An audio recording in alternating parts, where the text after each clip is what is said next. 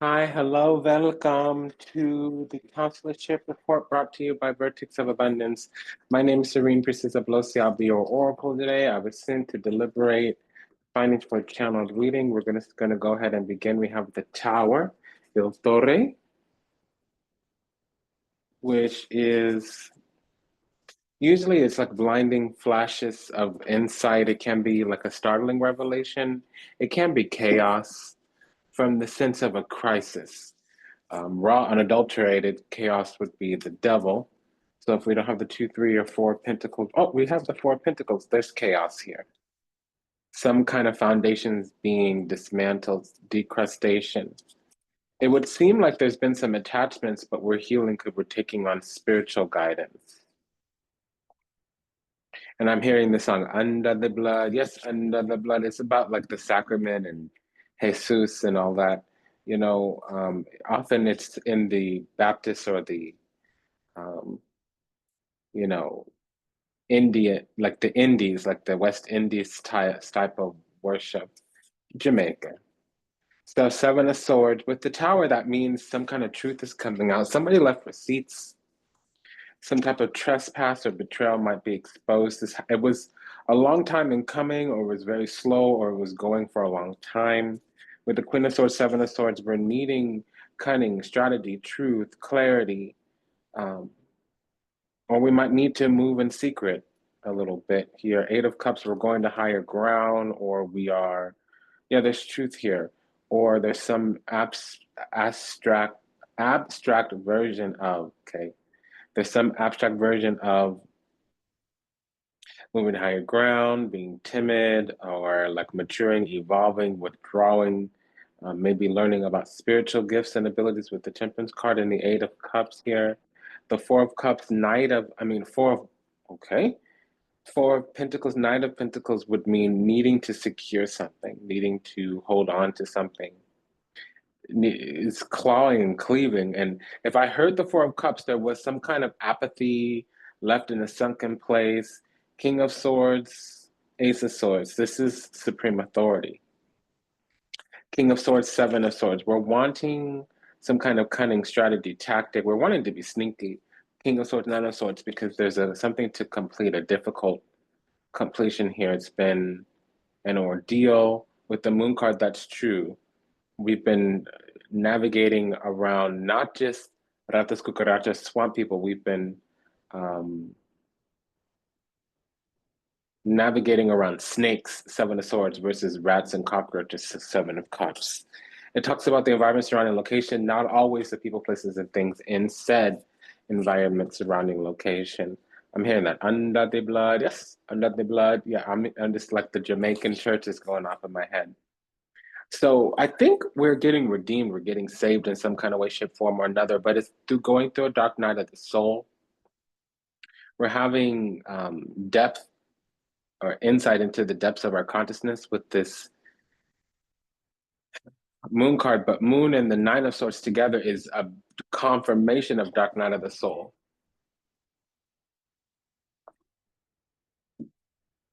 Okay, I'm getting nothing but reggae in my head right now.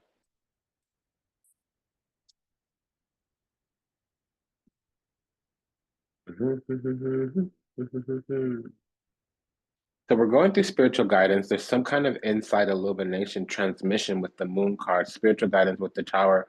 This is all hinging on the temperance card. We also have the angels here for sure. Temperance and the high priestess definitely means angel intuitive. We're understanding something about our incarnational cycle here.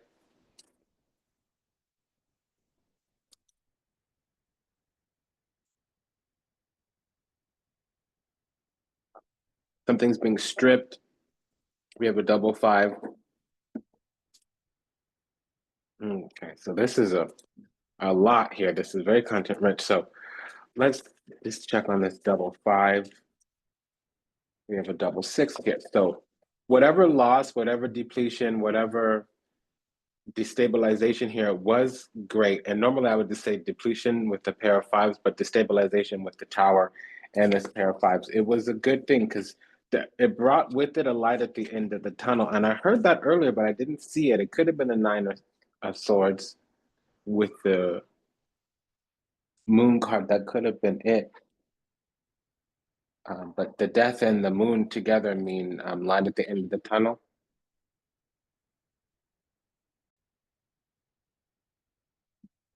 So I do feel like some kind of energy was being projected. It could have been an amalgamous, accumulation, this amorphous blob of energy, or it could be some individual projecting. I just don't see abracadabra hocus pocus because it's not centered around a person. There is a little bit of energy on this other side where there's something going on for a long time, but it could have just been somebody or something that happened a long time ago and something finally hit. And you have to take that kind of tact when you see the tower card. That's a message that something finally hits. Also the same with the judgment. Something's been working through the system or the cosmos or the universe or whatever, and then it finally emerges to the surface. A breach of some kind, like a whale breach. And I just saw that Four of Cups. So we have that. And then we do have,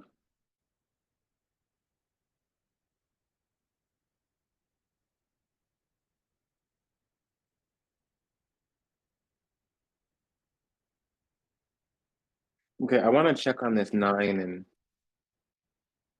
moon card, nine of swords, moon card. That's dark night of the soul. Six of Pentacles. Somebody is going to have to look at themselves. So we have this gracious, exalted influence over the entire cycle high priestess. It's a beautiful high priestess here. Something's emerging to the surface, whatever that is, however that looks like.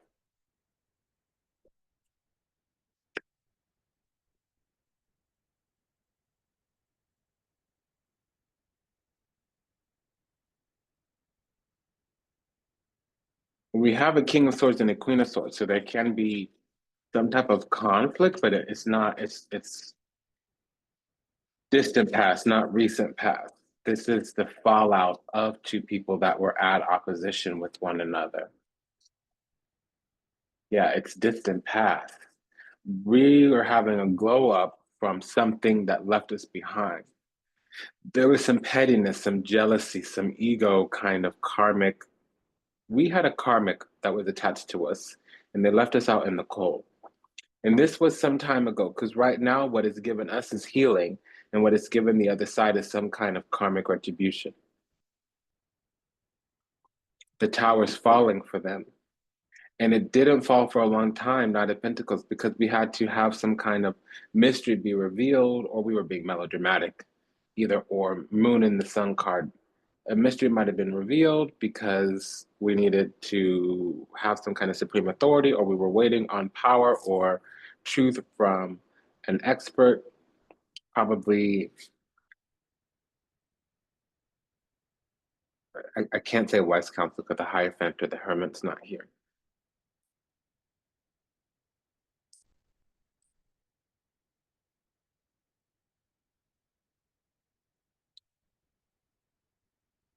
Something was being held on to, and it was problematic, but things got really bad for this other side, whether it's energetic or actual being. Let's carry on here because we have a double message hidden in here. Ace of Wands. So now we have two aces. Knight of Wands with the Page of Cups. So a returner is coming back in, desiring more conflict, more crossing conundrums, competition, even contestation. Because it feels like we're still some kind of mark. We're still innocent or something. And there's more temptations. There's still a shining little. They haven't taken it all. There's still more for them to rob, steal, cheat, whatever. And they are coming in to do the dirty Five of Swords. They're an open enemy. They have hatred in their heart. And it's to do some type of damage. Three of Swords here, Two of Cups. So they might want to interrupt love because we're glowing up. somebody lost. They mislabeled, misjudged, misperceived us, misused, mistreated us, and they thought they had our number and left us in the lurch. But really, we glowed up, and now they're like, oh, well, I thought you wouldn't survive without me, or I thought I did you dirty enough for you not to recover. When really, it literally broadened our entire horizon. A mystery got revealed. We learned more about ourselves, and we had soul healing and soul retrieval. Soul retrieval, High Priestess with the Sun card, soul healing, Temperance with the Sun card. And it illuminated the depths of our soul, Moon card, so much so that we went to the bottom of our shadow, Nine of Swords, and we found all the light, the sun. It was swift, apparently, with this Knight of Wands and this King of Swords, but on the other side, they forever, Nine of Pentacles have been suffering. I mean, Knight of Pentacles have been suffering, Nine of Swords, because of how they move through the world. Six of Swords, they arrive at conflict, things dismantle, they fall down, they get destroyed. Tower card. They thought they left us for dead, or they thought they destroyed us, and that's not what happened. We found the depths of our soul, as I was saying. Hearing that song, care for me, I know you care for me, die for me, die for me. I'm looking at this double ace. We have a page of wands. So we are being prepared for our destiny, our life path, spirit, karma, destiny, our drives, our desires, our ambitions, our passion. And we're getting to choose our path just a little bit. We're getting to choose the group that we belong to, or the kind of environment, surrounding location that we're a part of.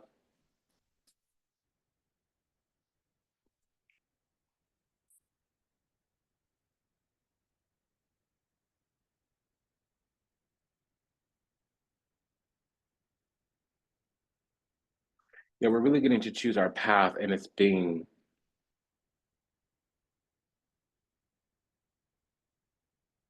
gate kept and guarded by the ancestors.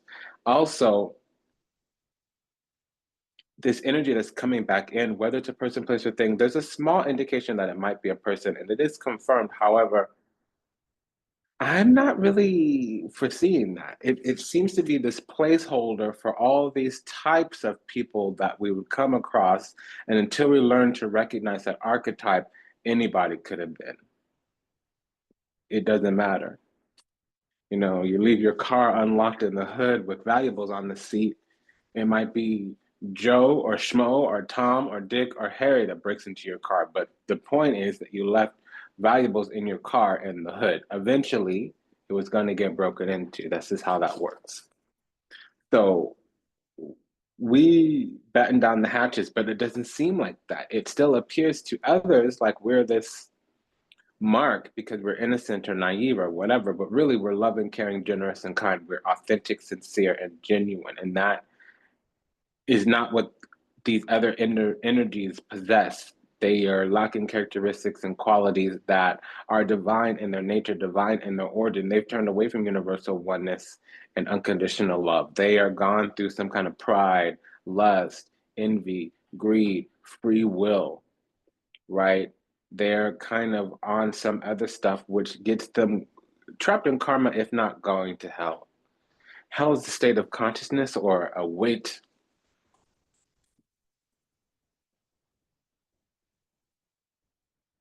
of karma that one must pay off before they can ascend towards the divine, especially when they're outside of the body. And it keeps saying, like, we were left out in the cold by a karmic. We had some kind of depletion, but it healed us and it left this other person salty and bitter.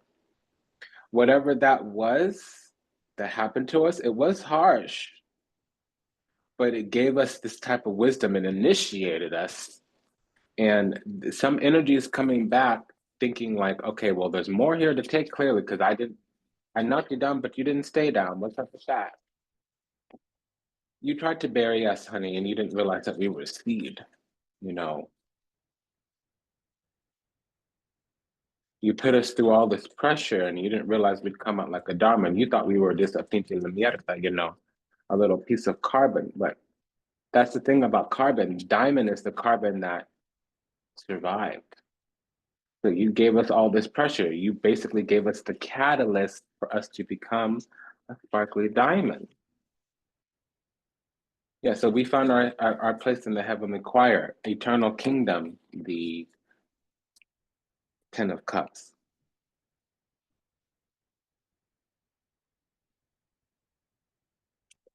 And again, the sacrifice for this transition, because death, ego death, fall from grace, physical death, mortal coil.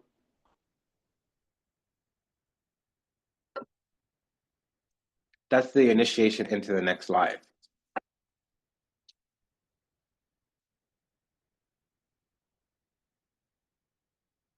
So we have a third five out here.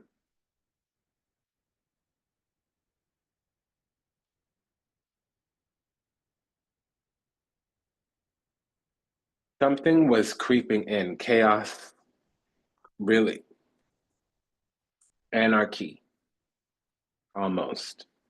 Something was just downright dogged and dirty. It shouldn't have been going on like that. This Five of Swords. There was this energy of wanting to compete, wanting to play around, play games, wanting to F around and find out about our divinity. We were so innocent. We were so naive. We were so loving, caring, and kind. It looked like we were blessed or chosen or had it too easy. And that's just the thing. When the enemy sees us having a soft life, it doesn't mean that our life is really soft. But they're projecting onto us. You don't see the world as it is. You see the world as you is. They were chasing figments of their own imagination, and they were, see, whatever you suppress, repress, so much so you project onto others, and that's how you play it out through a karmic relationship.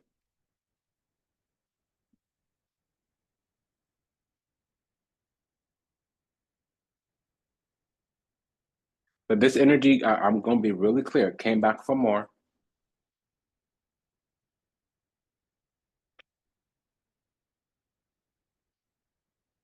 Two of Swords, Death, Lovers, Four of Cups, Ace of Cups, Seven of Pentacles. So now we have a double seven. Seven of Cups with the Death card, that could be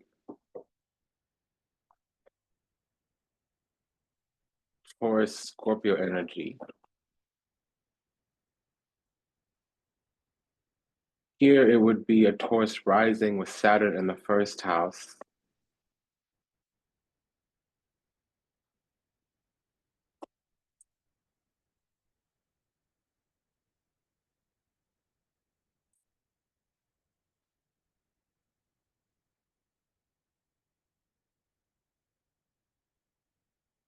So this other side wants us to yield to their power. They want to restrain, restrict, regulate us in some kind of way. They want to lord over us. They need to feel dominant by seeing us shaking their boots. And we're not exactly giving them that, but they feel like they were breadcrumb because every now and again, as they were competing or playing games with us or whatever, they felt like they were winning. And so then when the truth comes out, they feel shortchanged. Why? Because your diabolical little ways didn't really matter in reality, just in your figment of, your little figment of your imagination. That's some dirty, You do me wrong and then you feel played because I healed. So you're really upset that I'm not broken the way you thought I would have been because of what you did.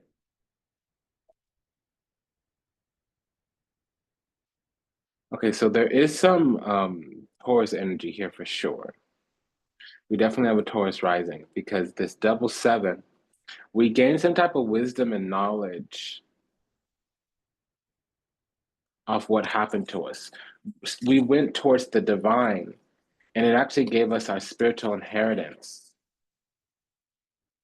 Okay, that's really what happened here. We have a second pair of aces. Let's check that. So now this energy wants to come in and be involved with us in some kind of way, shape, form, or another because Yeah, but they want to lead us, and there's things about us that they want to limit if we do let them in to lead us. See, they can barely lead themselves, and they're trying to lead us. They think that our loving nature is too much of a liability, or that makes us vulnerable. But that's the way they see the world. It's not in truth. We have God's love because of our loving nature. And see, the tables have turned. They thought we were stupid, but they realized just how masterful we were. Or this energy thought it had our number, and it figured out, like, oh, okay, this person's a boss. They have a lot of practical knowledge. It's not this worldly knowledge or this skillful knowledge. We don't have a craft. We have practicality, some kind of understanding of science or system or something like that.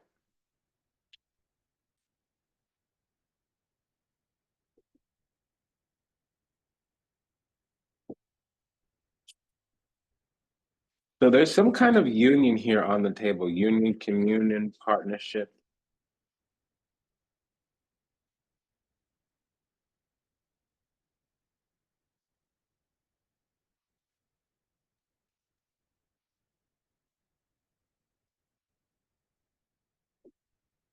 What's this lover and nine of swords? So we're in the dark a little bit about love here.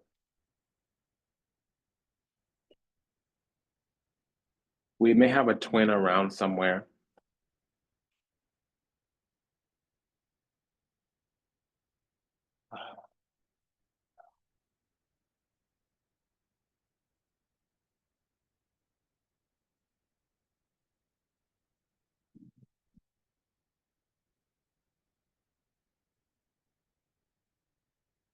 Okay, I just fell into a timeline again. That means there's love. Love is everywhere these days. So we're a little bit in a bind or a pickle about a love situation. We need to bury the hatchet in some kind of way. It might not be love as in coitus copulation, whether it's congenial or filial, meaning best friend or marriage potential. It means we need to bury the hatchet in some kind of union, communion, partnership that we're in. It can be community, it can be an association of people or network, or it can be an actual individual. Because we're of the same soul group and we're mirroring each other's feelings, but there's been some type of misunderstanding or miscommunication, or some damage was done. And that's really what makes us silly is people feel certain ways about us, or people see potentiality in us that we don't see in ourselves. And one little energy has gotten very, they've gone from that middle side of the spectrum all the way to the end where they're using their insight to be malevolent, malignant, malicious. Toxic is the word. We're about to grow up in some kind of way. We're about to mature, but we're seen as some kind of um, subject of something where, like, we're the topic, and or we're this battleground where people want to play things out or get their rocks off or their needs or do their experiment or direct their unsolicited advice or something like that. We're catching all this energy from people. We're gaining attention in some kind of way. Page of Wands, and the tables are turning. Two of Pentacles. A lot of people are being left out of this connection to us. It doesn't necessarily need to be love. They might want to be our friend. They might want to be our mentor. They might want to have this. They want to have some kind of relationship with us. They want to have some type of affinity and connection.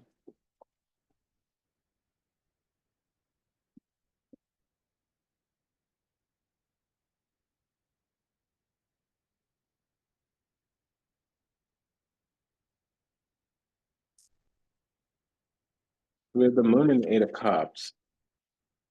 Okay, so things were shielded. They were masked. There was a mirage of some kind. There was just a lot right in front of people that they couldn't see for whatever reason. I don't know what that is. They was tripping. There was a lot of mislabeling, misjudging, misperceiving. Here it's the Eight of Cups and the Moon card. It could be other things as well, especially with the High Priestess. There's a mystery that somebody had deep insight into right away. Everybody else was kind of lost unawares. They were kind of stupefied or mystified, or we were too enigmatic, mysterious. Really, there was a veil. They were seeing their reflection staring back at them through us. we were mirroring things back to them.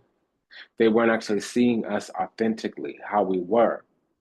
One person was able to peer through the veil, peer through the mirror, but instead of connecting with us authentically, genuinely, sincerely, they became sinister, evil, and wicked. They thought they could gain some type of supply or create some type of union where they could exploit and seize. That's not what happened, though.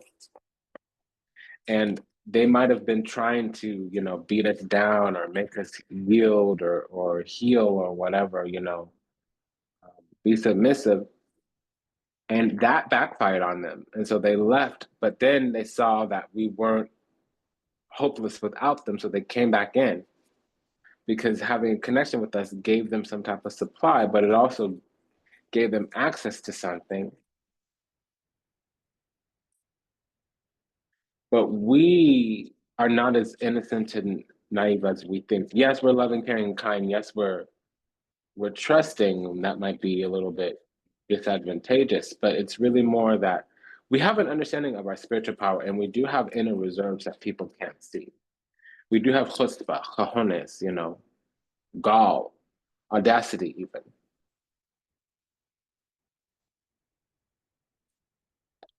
So this has been a reading about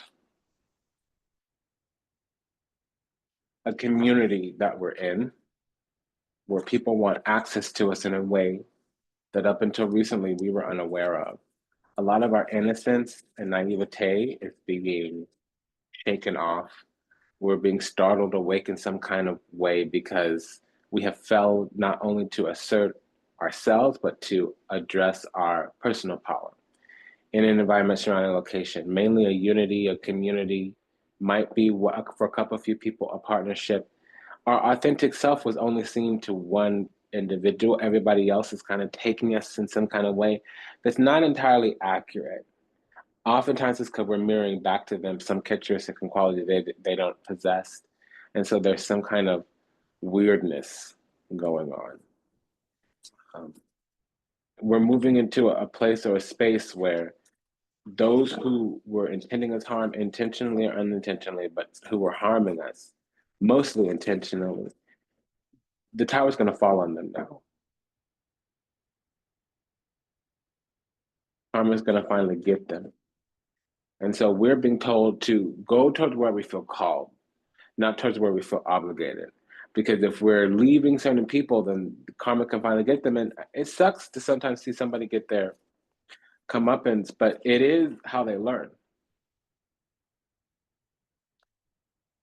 It is how God teaches them. So it's been an honor and a pleasure to serve. Thank you for allowing me the privilege to do so. Take good care. See you in the next one. Just a quick prayer for all those still lost out there.